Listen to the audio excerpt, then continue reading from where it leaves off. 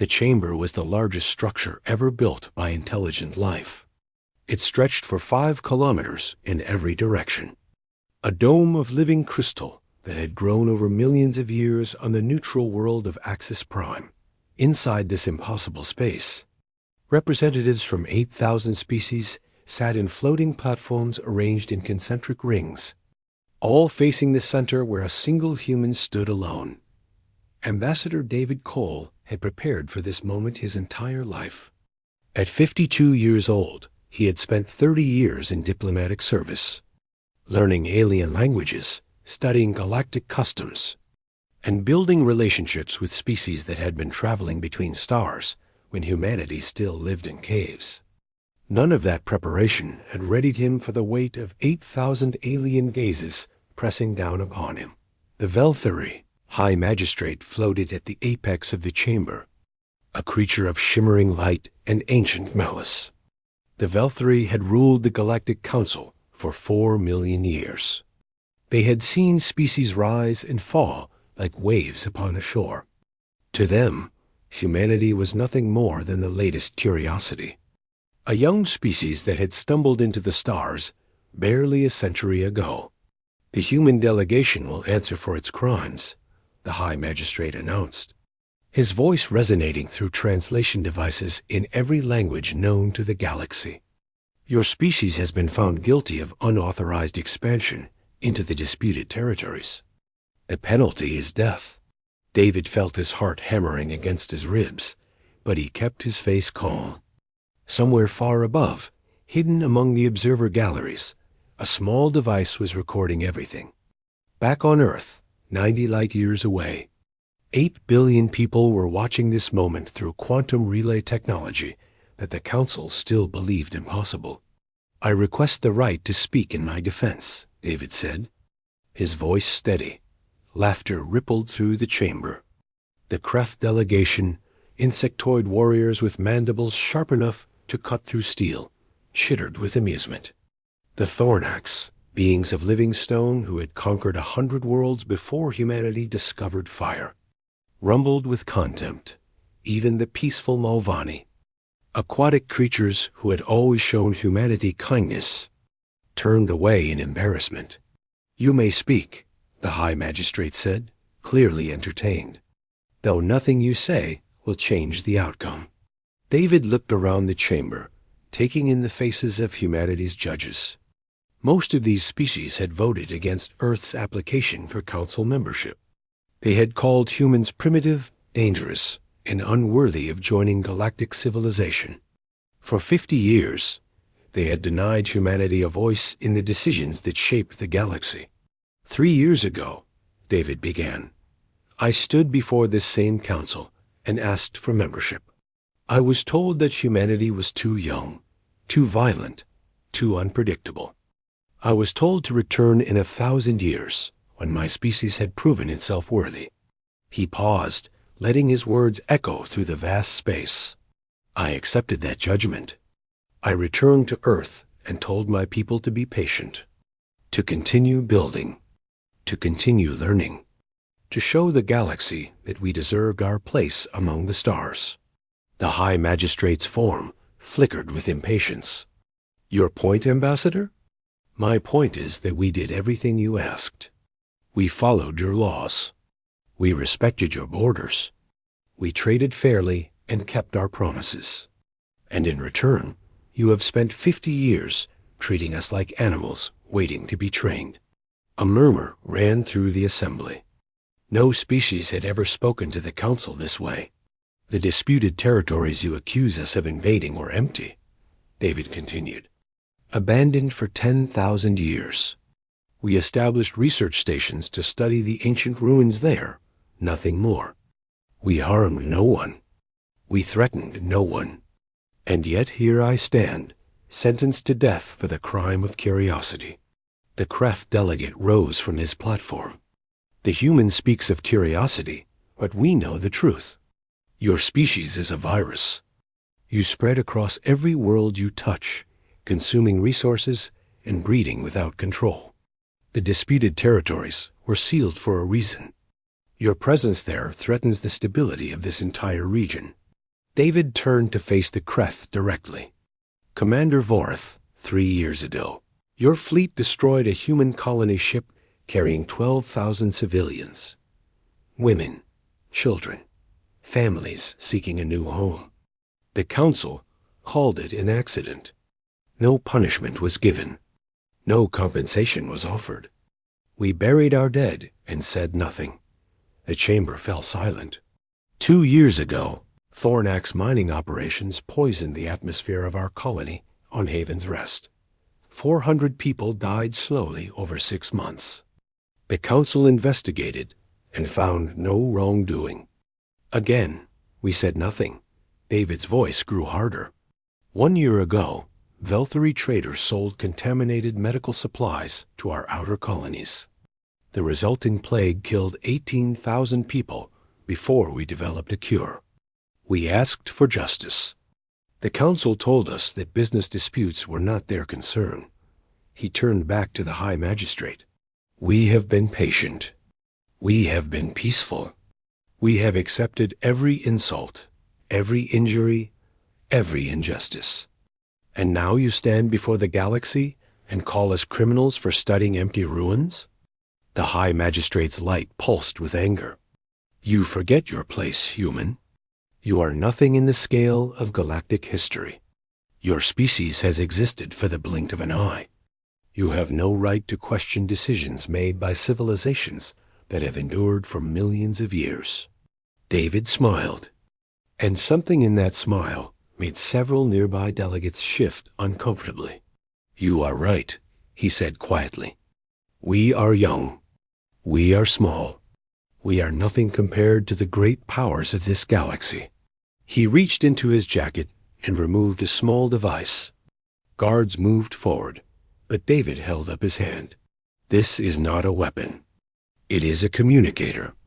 I am going to activate it now, and when I do, you will hear a message from Earth. The High Magistrate hesitated, then nodded. Proceed. David pressed the button. For a moment, nothing happened. Then a voice filled the chamber, calm and cold and utterly without fear. This is Admiral Catherine, Webb of the United Earth Defense Force. I am speaking to the Galactic Council from the bridge of the carrier Prometheus. Behind me stand the combined fleets of humanity. 400 warships, 12,000 fighter craft, 2 million soldiers ready to deploy at my command. Chaos erupted in the chamber. Delegates scrambled to verify the claim. Military advisors shouted into communicators. The Kreth commander demanded an immediate threat assessment. The admiral's voice continued. For 50 years, we have hidden our true strength. We allowed you to believe we were weak because we hoped for peace. We hoped that patience and diplomacy would earn us the respect we deserved. Ambassador Cole's trial has proven that hope was misplaced. David stood calmly in the center of the storm, watching the panic spread through the assembly. What you are about to do will define the future of this galaxy, Admiral Webb said. Kill our ambassador, and you will face a war unlike anything you have ever known. Release him unharmed, and we can still find a path to peace. The High Magistrate's form blazed with fury. You dare threaten the Council? You dare challenge 4 million years of Velthari rule? David looked up at the ancient being, and his smile faded. We are not threatening you, he said. We are giving you a choice. The same choice you have denied us for 50 years. The chamber held its breath. 8,000 species watched as the High Magistrate considered his response. In that moment, the future of the galaxy balanced on a knife's edge. Then the High Magistrate spoke 3 words that would echo through.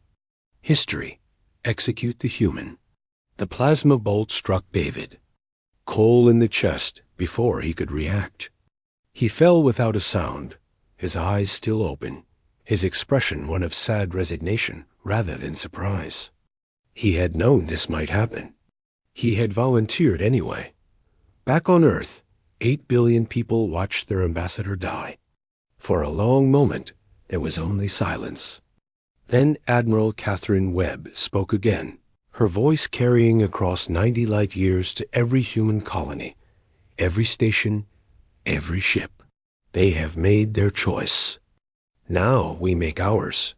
She turned to her bridge crew, men and women who had trained their entire lives for a war they hoped would never come. All fleets, begin Operation Reckoning. Earth will have its answer. Across human space, engines roared to life. Weapons charged. Soldiers said goodbye to their families. The Galactic Council had ruled the stars for 4 million years. They had never faced anything like what was coming. 72 hours after the execution of Ambassador David Cole, the galaxy began to understand that it had made a terrible mistake. Commander Vorath of the Kreth Imperial Fleet stood on the bridge of his flagship, the Devastator, watching his tactical displays with growing disbelief. 3 border stations had gone dark in the last 6 hours. No distress signals. No emergency beacons. Just silence where there should have been the constant chatter of military communications. Send a patrol to Station Vigilance 7, he ordered. Full combat readiness. His officers exchanged nervous glances. The Kreth had been the military backbone of the Galactic Council for 2 million years. They had crushed rebellions, conquered worlds, and maintained order across 10,000 star systems. They did not get nervous, but something was different about these humans. The patrol reached Vigilance 7 4 hours later. What they found defied explanation. The station was intact. Its weapons were undamaged. Its shields were at full power. But every system was locked down, every computer frozen, every door sealed. The crew of 3,000 Kreth warriors were trapped in their quarters, unable to access any controls, unable to call for help, unable to do anything except wait. How is this possible? Vorath demanded when the report reached him. Our systems are the most secure in the galaxy. No species has ever breached Kreth military encryption. His communications officer looked up from her console, her compound eyes wide with something that might have been fear. Commander, we are receiving reports from across the border region. 17 more stations have gone dark. Our entire early warning network is collapsing. Vorath stared at the tactical display, watching the darkness spread across his territory like a disease. In 50 years of military service, he had never seen anything like it. The humans, he said slowly, they have been inside our systems all along. Far across the galaxy, Director Thomas Marsh sat in the command center of Earth Intelligence, watching the same reports with grim satisfaction. He was a small man, quiet and unassuming, the kind of person you would pass on the street without a second glance. That anonymity had served him well over 30 years of covert operations. Phase 1 is complete, he announced to his team. The Kreth border network is blind. Admiral Webb has clear passage to their core systems. A young analyst looked up from her station. Sir, the Kreth will figure out what happened eventually. They will purge their systems and rebuild. Eventually, Marsh agreed. But by then, it will be too late. We have been planning this for 20 years.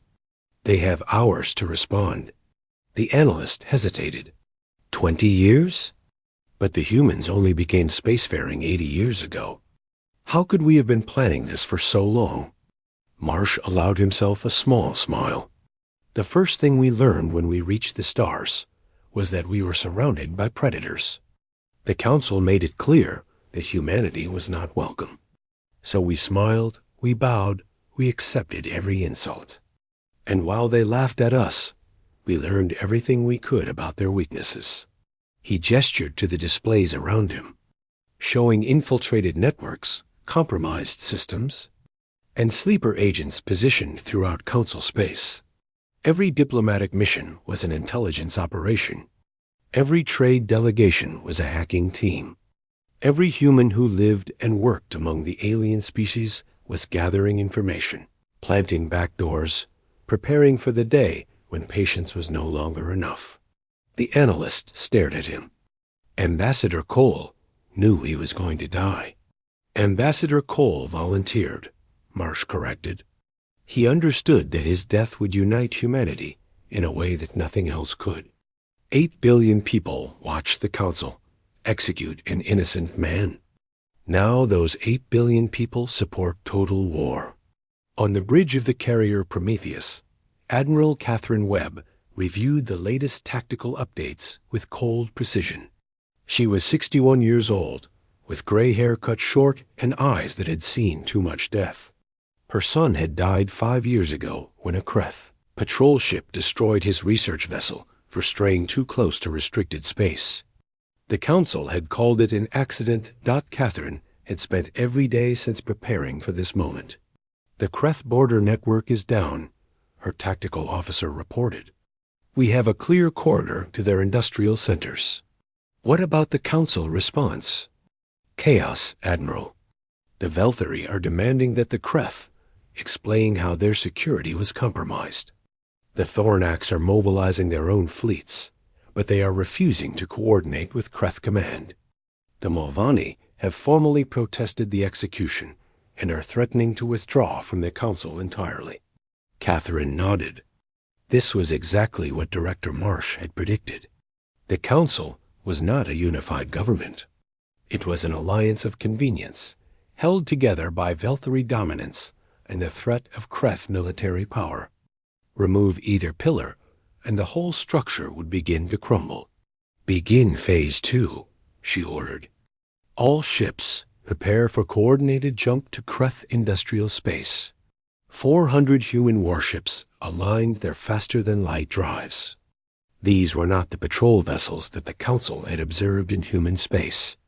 These were weapons of war, built in secret shipyards hidden in the asteroid belts and gas giant moons of a dozen star systems.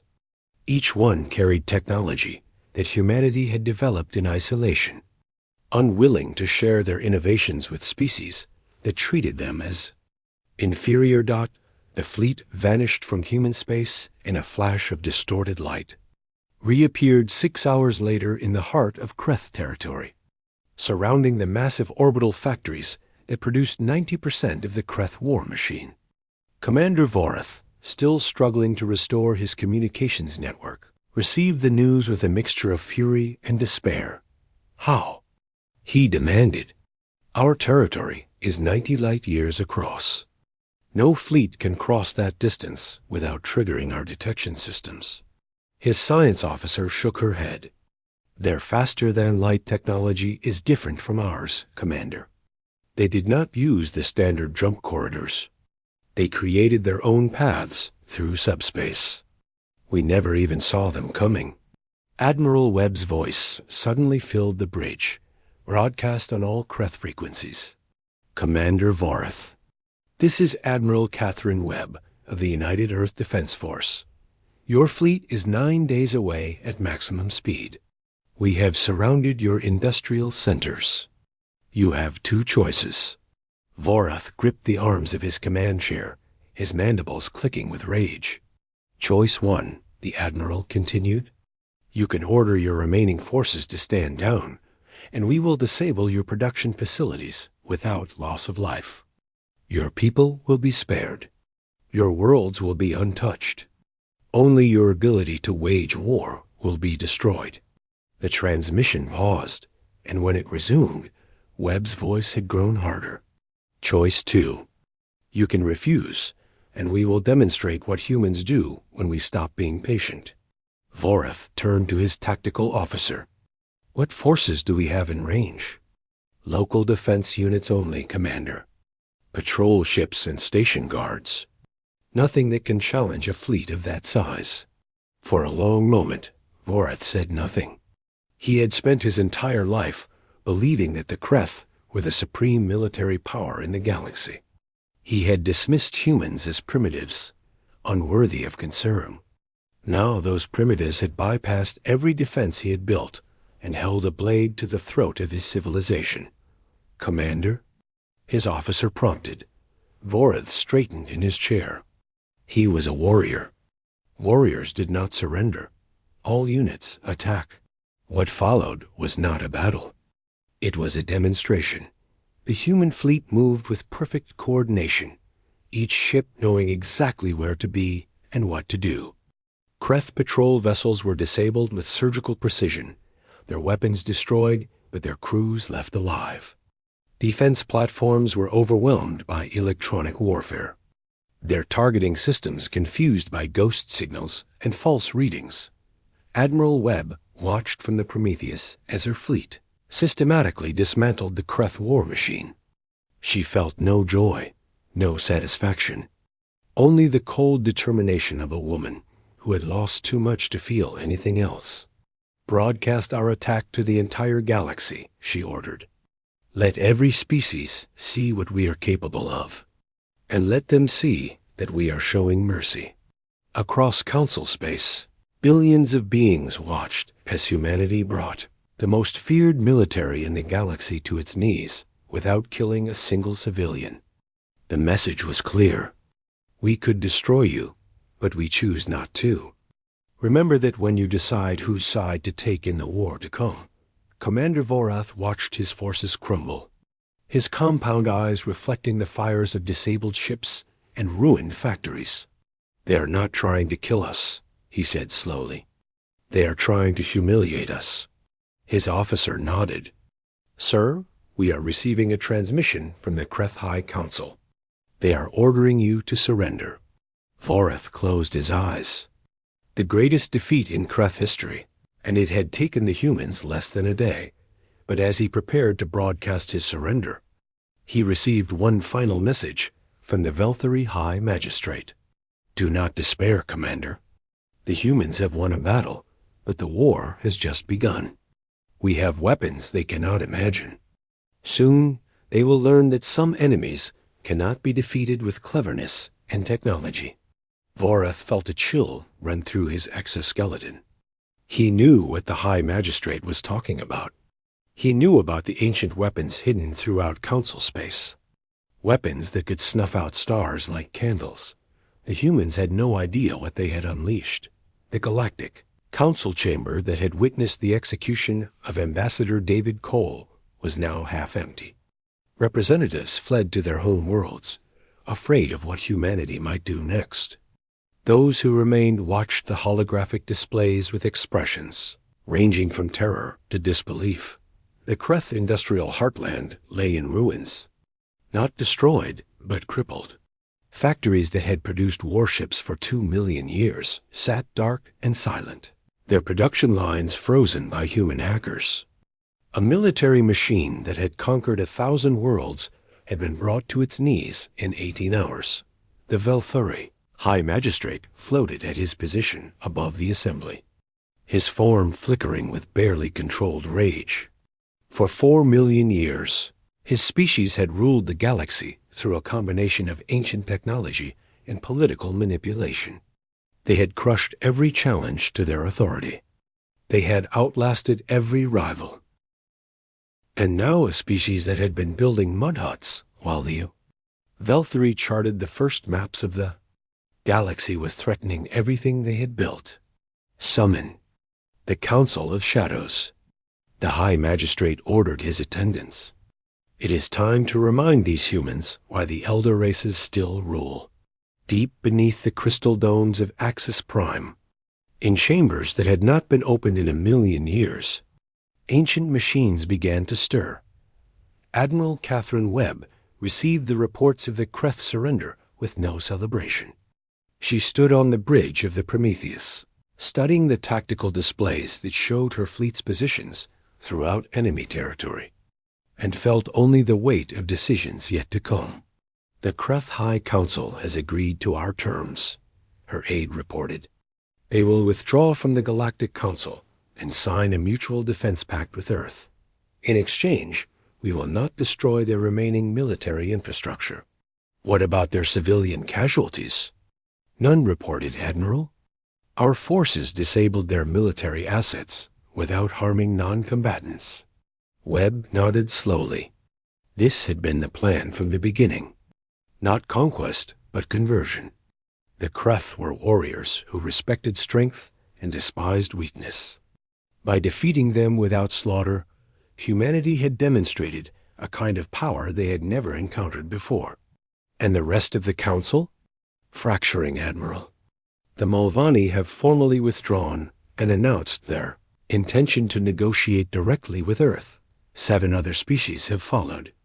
The Thornax are demanding that the Velthari explain how they plan to stop us. Webb allowed herself a small smile. Director Marsh had predicted this too. The Council had always been held together by fear. Fear of the Kreth military. Fear of Velthari retaliation. Fear of being left alone in a dangerous galaxy. Now humanity was offering something different. Protection without domination. Alliance without submission. A new order built on mutual benefit rather than ancient hierarchy. What about the Velthari themselves? Her aide hesitated. That is where things get complicated, Admiral.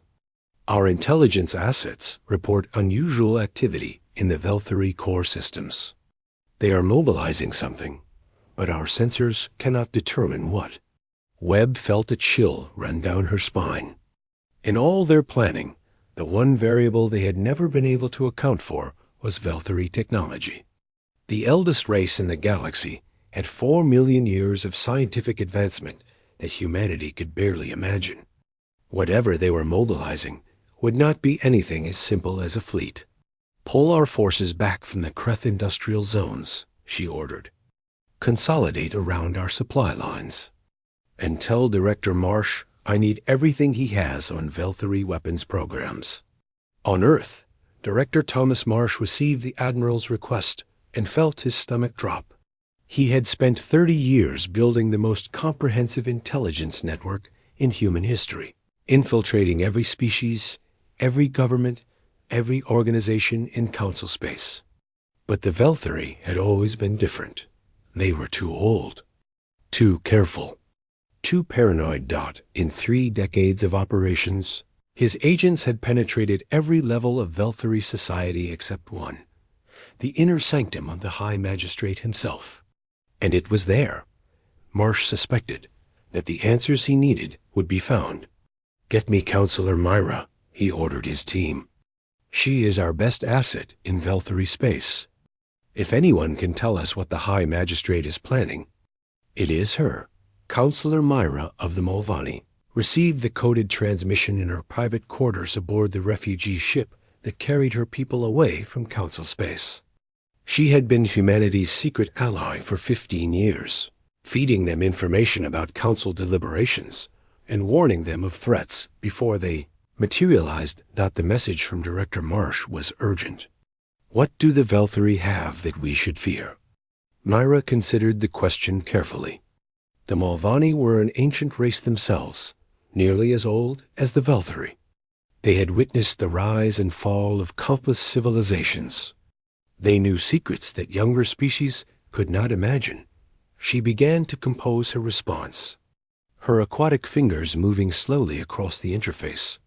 The Velthari have ruled for 4 million years, not because they are the strongest or the wisest, but because they are the most ruthless. They have weapons that can destroy stars. They have hidden these weapons throughout council space, positioned to strike at any world that defies them. This is how they have maintained control, not through military might, but through the threat of total annihilation. She paused, considering how much more to reveal. The weapons are called the Stellar Cleansing Protocol. They were last used 2 million years ago, when a coalition of species attempted to overthrow Velthari rule. 3 inhabited star systems were destroyed. 40 billion beings died. No one has challenged the Velthari since Director Marsh received the message and went pale. He immediately forwarded it to Admiral Webb, along with a single recommendation. We need to find these weapons before the Velthari can use them. But it was already too late. The High Magistrate floated before a control interface that predated most of the species currently alive in the galaxy. Around him, the Council of Shadows gathered. Ancient Velthari, who had overseen the destruction of the last rebellion, and who had slept through the millennia since. The humans must be made an example, the High Magistrate declared. Activate the weapon positioned in their home system. We will turn their sun into a tomb. One of the shadows stirred. The stellar cleansing protocol requires 9 days to reach full power. If the humans discover our intentions before then, they may attempt to stop us. They will not discover us, the High Magistrate assured him. The weapon has been hidden for 4 million years.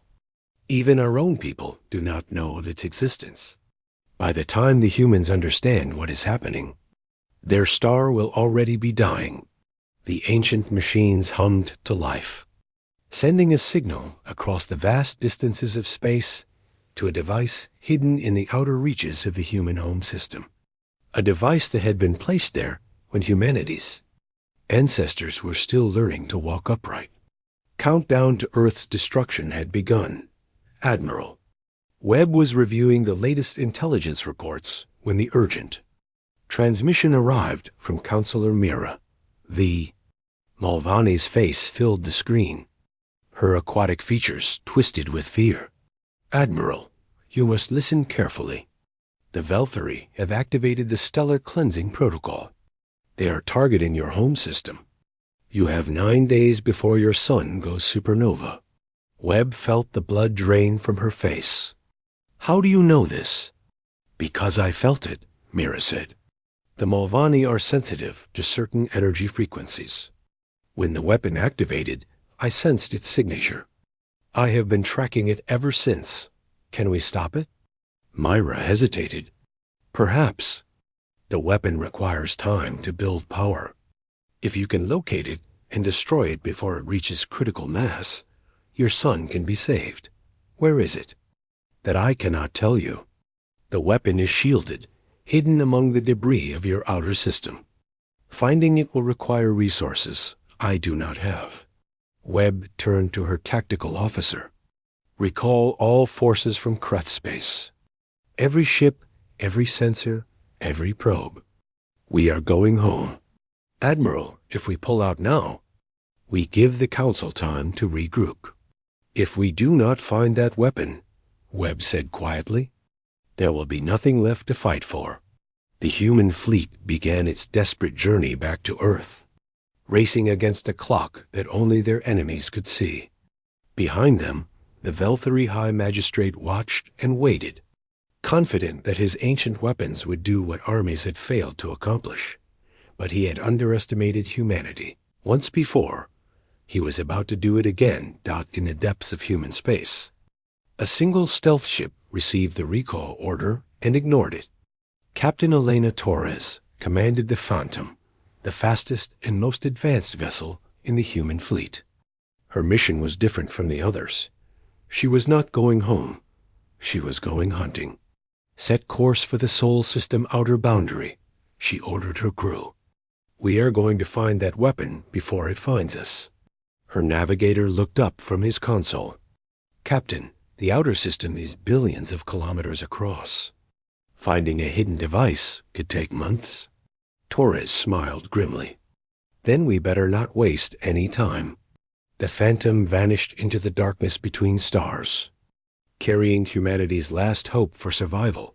6 days remained before the death of Earth's sun, and Captain Elena Torres had found nothing. The Phantom drifted through the frozen wasteland of the outer solar system, its sensors scanning billions of cubic kilometers of empty space. Comets and asteroids tumbled past in the darkness, any one of them potentially hiding the weapon that would kill 8 billion people. We are looking for a needle in a haystack the size of a planet, her sensor officer muttered. The Velthari have had 4 million years to hide this thing. We have 6 days to find it. Torres stood at the center of her bridge, studying the endless data streams that scrolled across her displays. She had not slept in 3 days. None of her crew had. Every hour they rested was an hour closer to annihilation. The weapon needs power, she said slowly. Even Velthari technology cannot operate in a vacuum without some energy source. Focus our sensors on thermal signatures. Anything that is warmer than the background radiation. Captain, there are thousands of thermal sources in the outer system. Volcanic activity on moons, residual heat from planetary formation, solar radiation reflected from ice fields. It would take weeks to investigate them all. Then we need to narrow our search. Torres pulled up a star chart of the solar system. The weapon is designed to trigger a stellar cascade. That means it needs a clear line of sight to the sun. Eliminate any thermal source that is shielded by a planetary body. Her navigator began working the calculations. That reduces our search area by about 40%. Not enough. What else? Her science officer spoke up. The weapon was placed here 4 million years ago, when the Velthari first discovered humanity's ancestors. At that time, the outer system would have looked different. Orbital dynamics would have shifted everything. Torres saw where she was going. Calculate the positions of major bodies 4 million years ago. The weapon would have been placed somewhere stable, somewhere that would not be disturbed by gravitational changes. That gives us the Lagrange points, the navigator said, his voice rising with excitement. Stable orbital zones where an object could remain undisturbed for millions of years. Torres leaned forward. How many Lagrange points are there in the outer system? Dozens, but only 5 major ones for each planetary pair. If we assumed the Velthari wanted a stable position with a clear solar sight line, that narrows our options significantly. Show me. The display updated, highlighting a handful of locations scattered across the outer system. Torres studied them, her exhausted mind racing through possibilities. There, she said, pointing to a spot beyond the orbit of Neptune. The Neptune Sun L4 point. It has been stable for billions of years. It has a clear line of sight to the sun, and it is far enough from regular traffic that no one would accidentally discover it. That is still an enormous volume of space to search. Captain, then we better get started. The Phantom burned hard toward the target coordinates, pushing its engines to the limit. They had 5 days left. Back on Earth, Admiral Catherine Webb coordinated the largest evacuation in human history. Colony ships launched around the clock, carrying millions of people to the safety of distant worlds. But for every person who escaped, 100 more remained trapped, unable to find passage on the overwhelmed transport network. We cannot save everyone, Director Marsh told her grimly. Even if we had twice the ships, there is not enough time. Webb stared at the reports of panicking crowds and overloaded spaceports. Then we need to find that weapon. Captain Torres is doing everything she can. It is not enough. Webb slammed her fist on the console. There must be something else we can do. Some way to delay the weapon or disrupt its operation. Marsh hesitated. There might be one option, but it is extremely dangerous. Tell me. The Velthari weapon draws power from subspace, the same dimension we use for faster-than-light travel. If we could generate a large enough subspace disruption in the target area, we might be able to interfere with its power collection. How large a disruption? Catastrophically large. We would have to overload the faster-than-light drives of multiple ships simultaneously, creating a subspace shockwave that would destabilize the entire region. Webb understood immediately. The ships would be destroyed, yes, along with their crews. Silence hung between them. Webb thought of the men and women who served under her command, who had followed her into war against the most powerful forces in the galaxy. Could she ask them to sacrifice themselves for a plan that might not even work? How many ships would we need? At least 20, positioned in a precise formation around the weapon's estimated location. 20 ships. 20 crews. Thousands of lives traded for a chance to save billions. Prepare the ships, Webb said quietly, and find me volunteers. She expected to struggle filling the ranks. She was wrong. Within hours, over 100 ships had volunteered for the mission. Captains and crews who understood what was at stake, who refused to let their home world die without fighting back. Webb had to turn away dozens, selecting only the most experienced pilots for the precision maneuvers required. "You understand that this is a suicide mission," she told the assembled captains. "There is no guarantee it will work. There is no rescue plan. If you fly into that formation, you will not come back." Captain James Reed, a grizzled veteran of 30 years, stepped forward. "Admiral, we did not join the fleet to live forever. We joined to protect Earth. If this is how we do that, then this is what we do." The others nodded in agreement. Webb felt tears threatening to spill from her eyes, but she forced them back. There would be time for grief later. If there was a later. "Launch in 6 hours," she ordered. "Godspeed, all of you." The Phantom reached the Neptune Sun L4 point with 4 days remaining. Torres ordered her crew to begin a systematic scan of the region, dividing the vast volume of space into sectors and searching each one methodically. On the second day, they found it.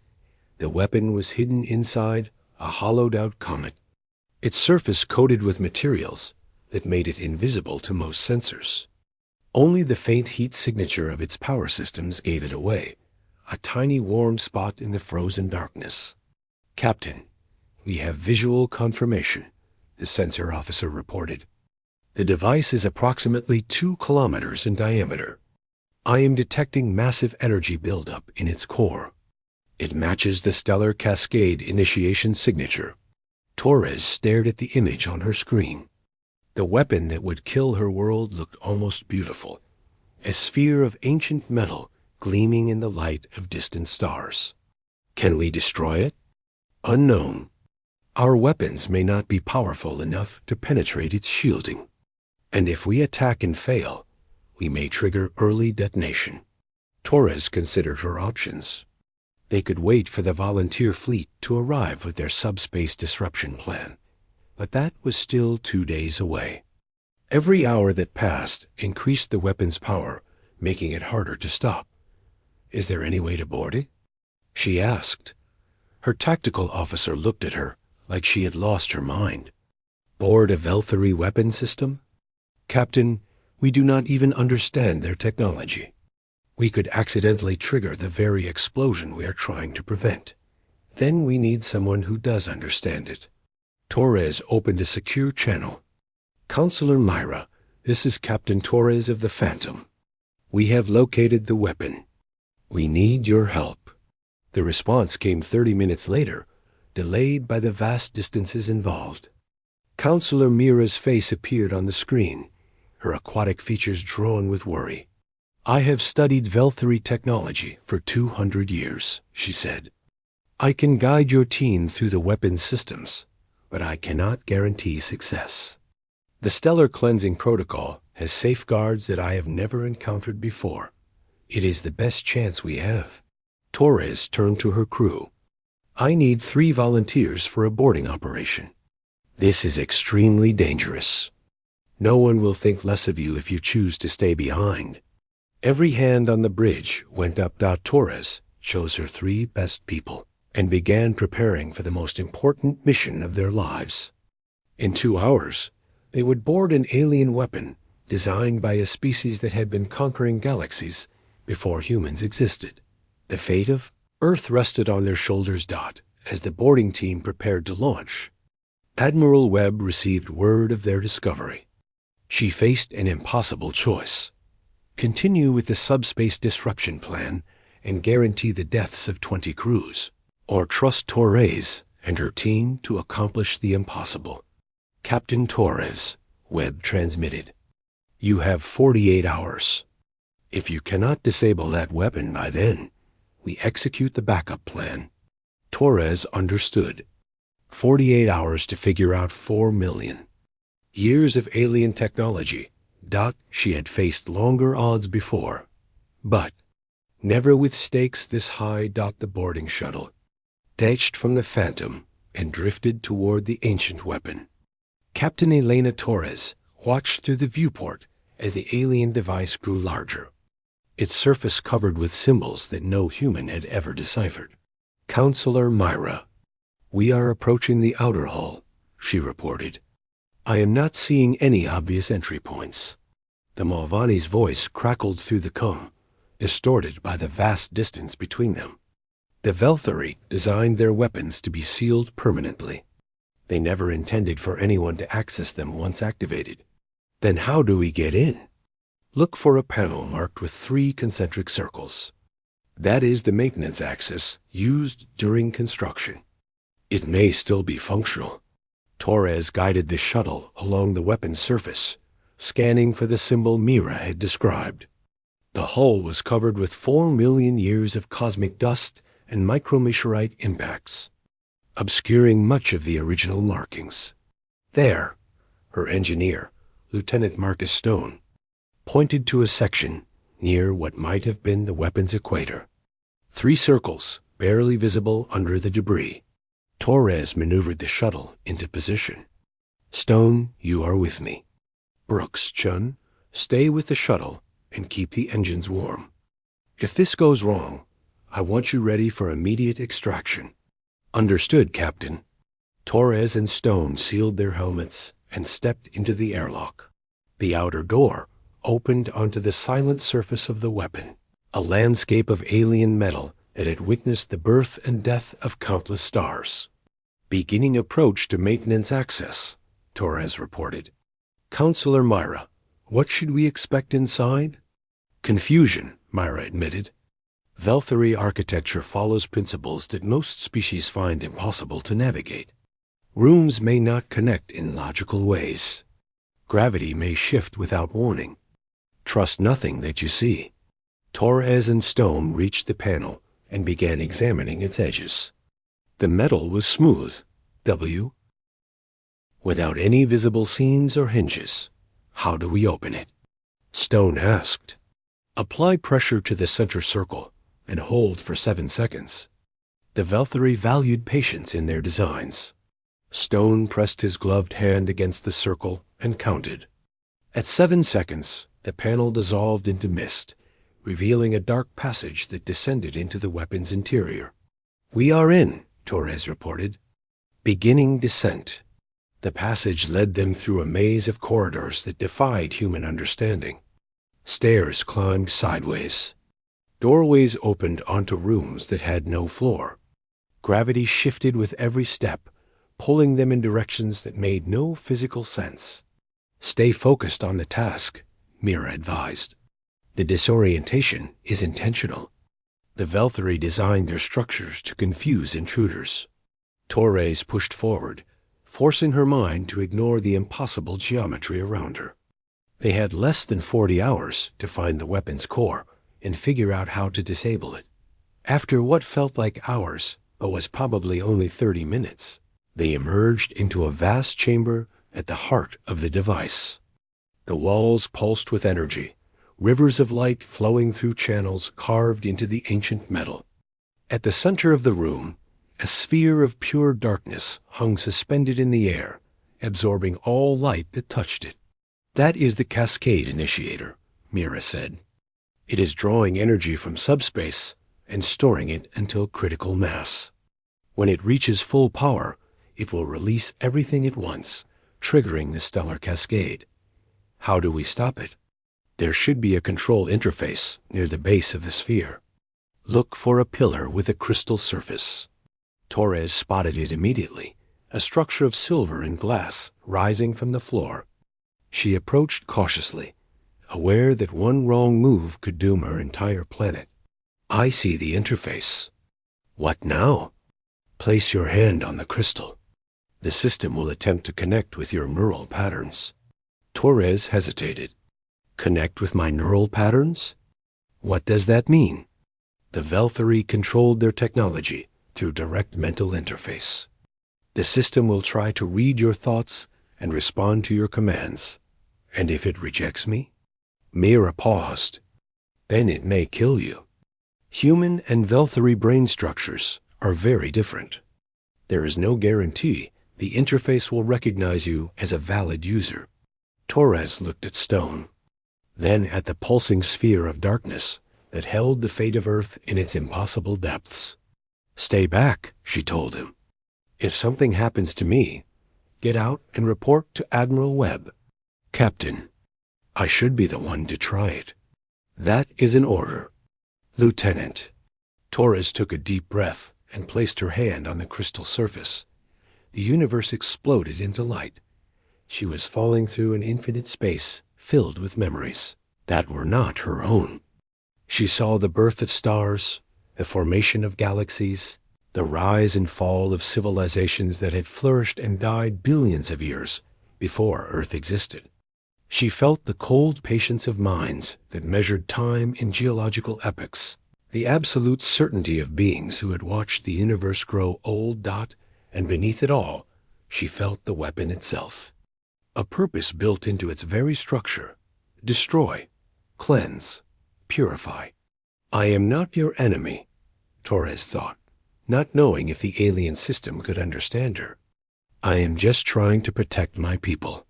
The memories shifted, showing her images of the Velthari at the height of their power. Countless worlds unified under their rule. Peace enforced through the threat of annihilation. Order maintained through fear. "Is this what you want?" Torres demanded. "To rule through terror forever? To destroy anyone who challenges you?" The weapon seemed to consider her question. For a moment, Torres felt something that might have been doubt flickering through its ancient circuits. "Humanity does not want to replace you," she continued. "We just want to live, to explore, to find our own place in the galaxy. Is that so threatening that you have to kill us all?" The memories changed again.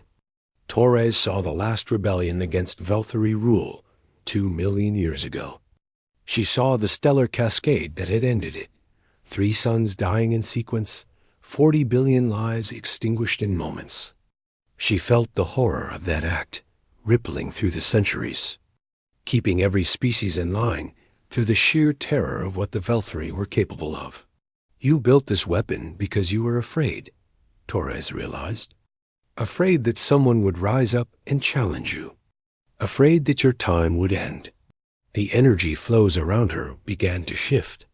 The sphere of darkness flickered. But fear is not strength.